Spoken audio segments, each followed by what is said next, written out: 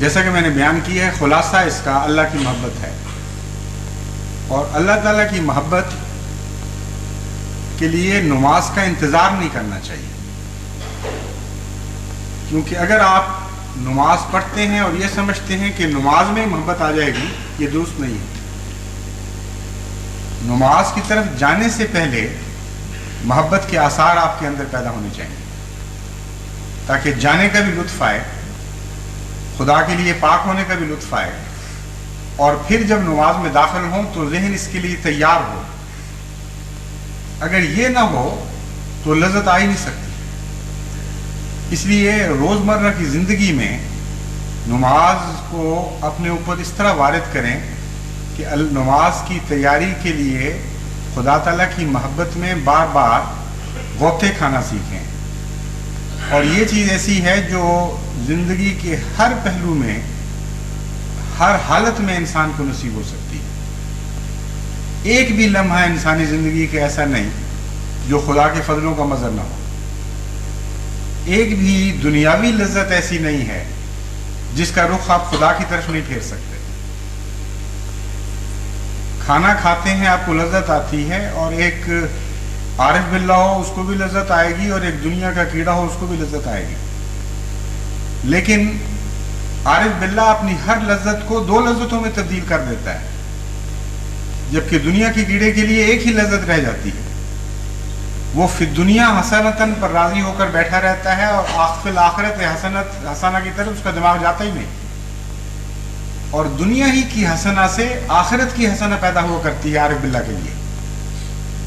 دو جنتوں کا یہی مضمون ہے کہ دنیا کی جنت کو وہ روحانی جنت میں تبدیل کرتے رہتے ہیں، اور دنیا کے میووں کو وہ روحانی میووں میں تبدیل کرتے رہتے ہیں۔ یہ کام آسان بھی ہے اور لذت بخش بھی ہے، بار بار اپنے ذہن کو خدا کی طرف منتقل کرنا۔ چنانچہ قرآن کریم جب فرماتا ہے، نماز کی تاکید فرماتا ہے، ایک موقع پر فرماتا ہے اقم الصلاۃ لدلوک الشمس الی غسق اللیل وقرآن الفجر۔ 24 گھنٹوں کو باندھ دیا ہے اس طرح، یعنی شروع کر کے آخر وقت تک نماز ہی کی گویا حالت بیان فرمائی۔ نماز پڑھو وہاں سے شروع کر کے وہاں تک، گویا بیچ میں کوئی ناغہ ہی نہیں ہے۔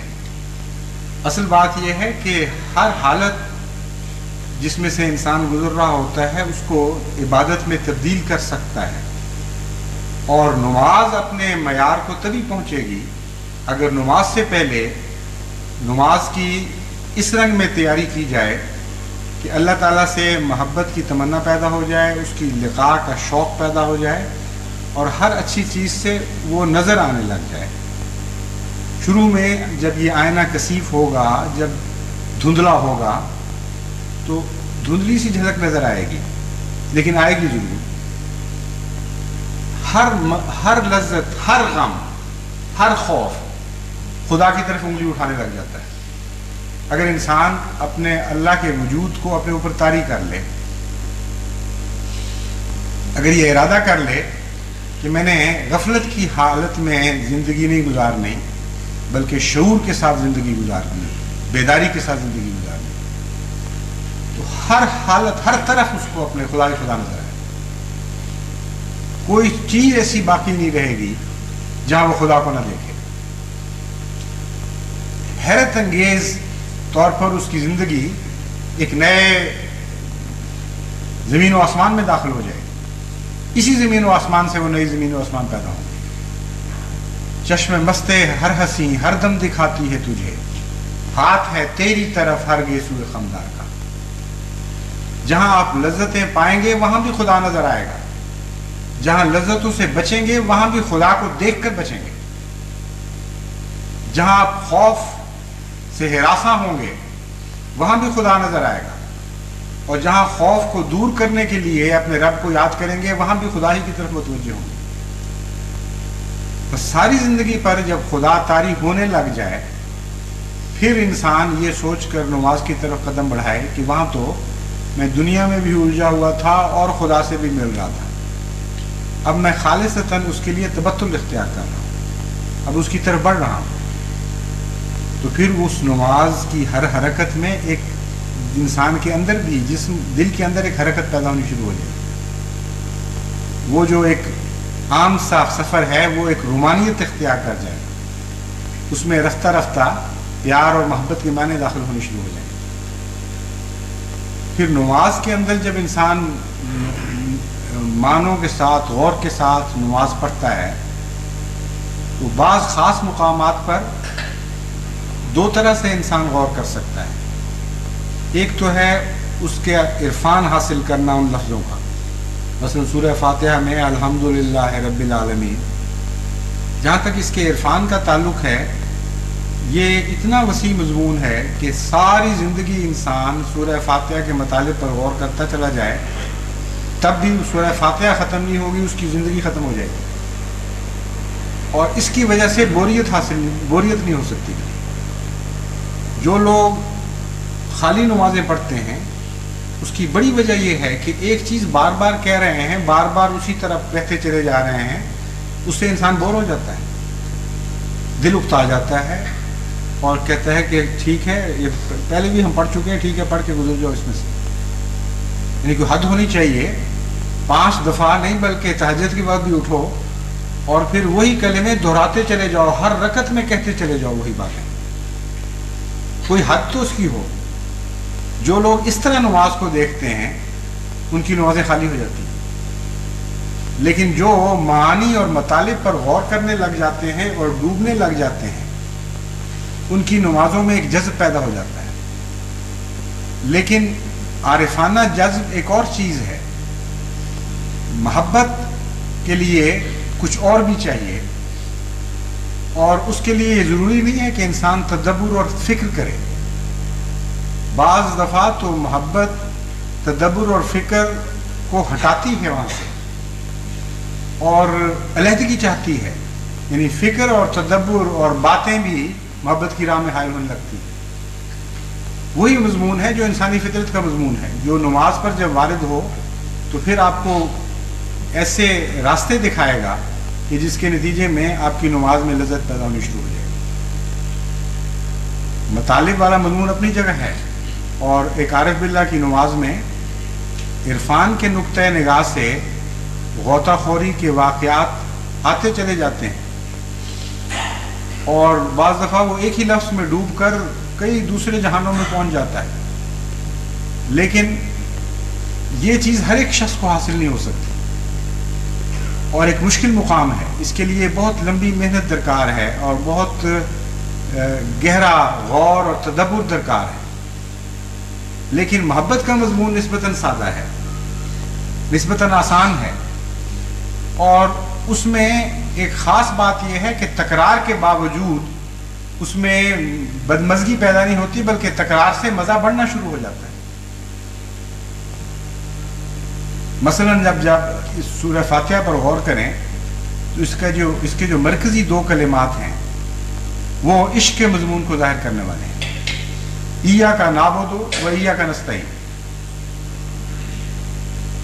الحمدللہ رب العالمین الرحمن الرحیم کے عارفانہ حصے سے گزرنے کے بعد جب انسان ایاک نعبد و ایاک نستعین پہ پہنچتا ہے تو یہ ایک بے اختیار عشق کا اظہار ہے اور کلمہ توحید کی تفسیر ہے. لا الہ الا اللہ کی اس سے اچھی تفسیر ممکن نہیں جو ان 2 لفظوں میں بیان کر دی گئی ہے. ایاک نعبد و ایاک نستعین. ہم تیری ہی عبادت کرتے ہیں اور تجھ سے ہی مدد چاہتے ہیں اور کسی کی طرف نہیں دیکھیں گے. عبادت کا جو مضمون ہے جیسا کہ میں نے پہلے بھی کئی دفعہ بیان کیا ہے، اس میں عشق کا معنی پایا جاتا ہے. کامل غلامی، جھک جانا، اپنے وجود کو مٹا دینا، اپنے آپ کو دوسرے کے سپرد کر دینا کہ میں تیرا ہو چکا ہوں. اور یہ جو تیرا ہو چکا ہوں کا لفظ ہے یہ ہر انسان اپنی زندگی کی کسی نہ کسی حالت میں استعمال کرتا ہے کسی دوسرے کے لیے، اور اس لفظ کو وہ کروڑ دفعہ بھی کہے تب بھی اس کا پیٹ نہیں بھرتا. اپنے محبوب کو ایک آدمی کہتا چلا جائے کہ میں تیرا ہوں تیرا ہوں تیرا ہوں تیرا ہوں، 1000 دفعہ ملے، 1000 دفعہ وہ دہرائے تب بھی اس کا پیٹ نہیں بھرے گا اور نہ سننے والے کا پیٹ بھرے گا. میں تیرا ہو گیا، میں تیرے سوا کسی کا نہیں رہا. ایسی لذت خدا نے اس مضمون میں رکھ دی ہے کہ کوئی دنیا کا انسان یہ کہہ نہیں سکتا کہ اے خدا مجھے پتہ نہیں تھا کہ یہ مضمون کیا ہے.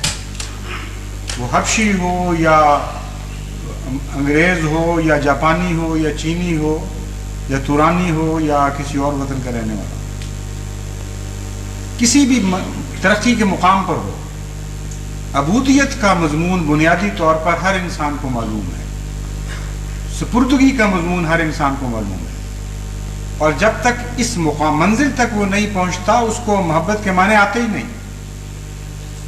اور کسی نہ کسی وقت ہر انسان اس منزل سے ضرور گزرا ہوا ہوتا ہے اور اس منزل کے حصول کے لیے ہمیشہ تمنا رکھتا ہے. تو نماز 5 دفعہ بوریت کے لیے نہیں ہے بلکہ عشق کے مضمون کو کامل کرنے کے لیے ہے.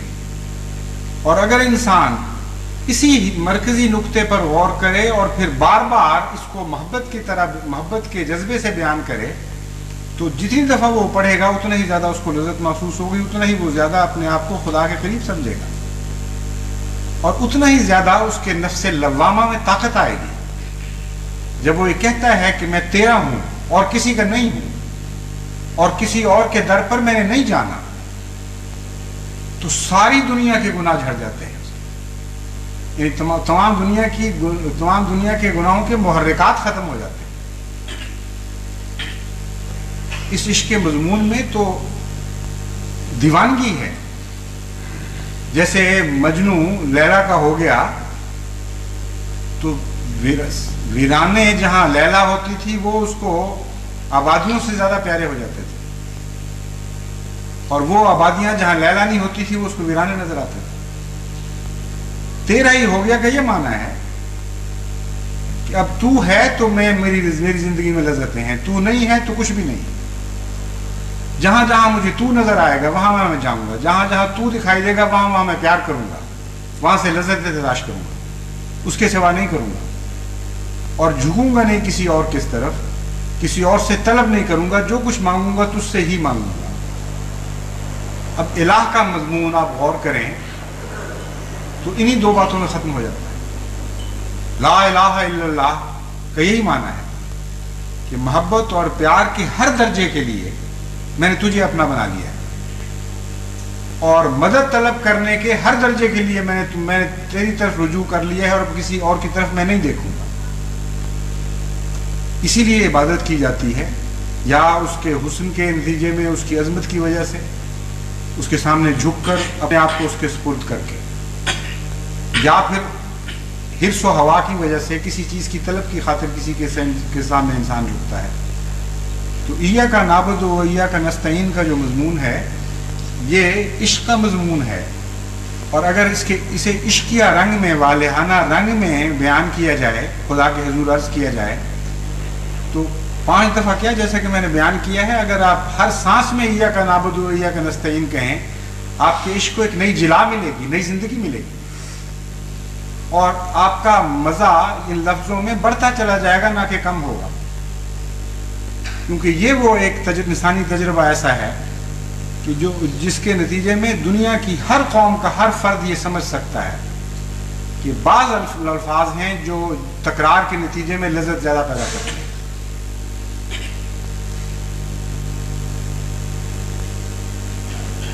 ایک انگریزی شاعر ہے غالباً ڈرائیڈن، وہ بھی اپنے محبوب کو مخاطب کر، اس کا بڑا مشہور مصرع ہے کہ For God's sake shut your mouth and let me love. وہ خدا کے واسطے اب بس کرو اب باتیں اپنی، وہ مجھے محبت کرنے. مطلب یہ ہے کہ محبت کے بعض مقامات ایسے ہوتے ہیں جبکہ سوائے اس کے کہ میں تیرا ہوں اور کوئی بات اچھی نہیں لگتی، ارد گرد کی باتیں ہو رہی ہوں اور محبت ہو رہی ہو، یہ ان دونوں میں جوڑ نہیں ہے. تو ایاک نعبد وہ مقام ہے جہاں لیٹ می لو کا مقام ہے اور باقی ساری باتیں غائب ہو جاتی ہیں. اسی طرح خدا تعالیٰ نماز میں بار بار ایسے مقامات لاتا ہے جہاں محبت کا مضمون ایک دم ابھر آتا ہے، اور کوئی انسان جس کی توجہ ہٹ رہی ہو وہ ان الفاظ پر پہنچ کے ایک دم خدا کی محبت کی طرف مائل ہو جاتا ہے. چنانچہ جب آپ رکوع میں کہتے ہیں सुबहान रब्बे अल अजीम, तो इस बात पर कभी गौर नहीं करते कि रब्बिया फरमाया, रब्बाना नहीं फरमाया। मेरा रब अजीम है, और मेरा कहना वहां नाबुदों में जिस तरह हम का लफ्ज पाया जाता है, तकल्लुम जमा का तकल्लुम है, यहां उसको वाहिद में मुंतकिल कर दिया कि मेरा रब सबसे बड़ा है। यानी नाबुदो इया का नस्तईन से गुजरने के बाद उसको अपना ही लिया है कि अब तू मेरा हो चुका है। अब यहां बाकियों को भी हटा दिया बीच में से, और बार बार इसकी तकरार कि मेरा रब सबसे बड़ा है। इसमें मेरे लफ्ज पर अगर आप गौर करें तो उसमें मोहब्बत का मजमून पैदा हो जाता है। चुनांचे कुरान करीम इसको हुज़ूर सल्लल्लाहु अलैहि वसल्लम के खिताब में भी बार बार इस्तेमाल फरमाता है, इस तर्ज तकल्लुम को, तेरा रब कहकर कई मौकों पर कि क्या तेरा रब ऐसा नहीं, क्या तेरा रब, वहां भी इसी मोहब्बत और प्यार का इजहार है। और फिर सजदे में दोबारा, ये दोनों इश्क के मुकामात हैं। जब आप हज़रत मसीह मौऊद अलैहिस्सलाम के इरशाद के मुताबिक मैं ये तफसील बयान कर रहा हूँ, जब आप नमाज में झुकते हैं तो वो एक स्पुर्दगी का आलम है, वो एक इजहार है कि मैं तेरे हुजूर आजिज आ गया हूँ, आजिज हो गया हूँ, गिर रहा हूँ तेरे सामने। और वहां जो कलिमात दोहराए जाते हैं वो मोहब्बत के कलिमात हैं, और इसकी इंतहा फिर सजदे में है। वहां पहुंचकर इंसान ये कहता है सुभान रब्बे अल आला, क्या बात है, मेरा रब तो सबसे आला है। अब खुदा का उलूफ भी अपना लिया और खुदा की अजमत भी अपना ली, और बार बार आप ये कहें, इसमें बोरियत का कोई सवाल ही नहीं रहता। बाकी किसी हालत में भी इंसान इसकी तकरार से उकता नहीं सकता। जब कहते हैं अल्लाह मेरा है और अजीम रब मेरा है, तो हजार लाख करोड़ दफा भी आप कहते चले जाएं, रब की तरफ, अच्छे की तरफ मंसूब होने में एक ऐसी लज्जत है जो तकरार के साथ खत्म नहीं हुआ करती। बल्कि अगर आप संजीदगी गौर से तकरार करेंगे, डूब कर तकरार करेंगे, तो ये मोहब्बत बढ़ेगी। बहरहाल ये मजमून तो बहुत ही वसी है। नमाज को सोच समझ कर इस हालत में पढ़ना कि उसमें लज्जत पैदा होनी शुरू हो जाए। लेकिन चूंकि वक्त ज़्यादा हो रहा है, इसलिए मैं इस खुतबे को यही ख़त्म करता हूँ। आइंदा फिर कभी तौफीक मिलेगी तो चंद और बातें भी आपके सामने बयान करूँगा। लेकिन ज़रूरी नहीं है कि आप के सामने मैं ये बातें बयान करूँ। हज़रत मसीह मौऊद अलैहिस्सलाम इस तफसील से इस मजमून पर रोशनी डाल चुके हैं, और ऐसे ऐसे अजीमुशान तजारिब से आप गुजरे हुए हैं, और बाज़ दूसरों के हाल पर बड़ी बसीरत की नज़र से आपने बड़ी बसीरत की नज़र डालकर उनका मुतालिया किया हुआ है कि नमाज के मजमून को समझने के लिए और इन अपनी नमाज़ों को खुदा के प्यार और हम्द व सना से भरने के लिए हज़रत मसीह मौऊद अलैहिस्सलाम के मुतल्लक़ा फरमूदात और तहरीरात का मुतालिया करें, और उस मुतालिया में मेहनत करनी पड़ेगी आपको।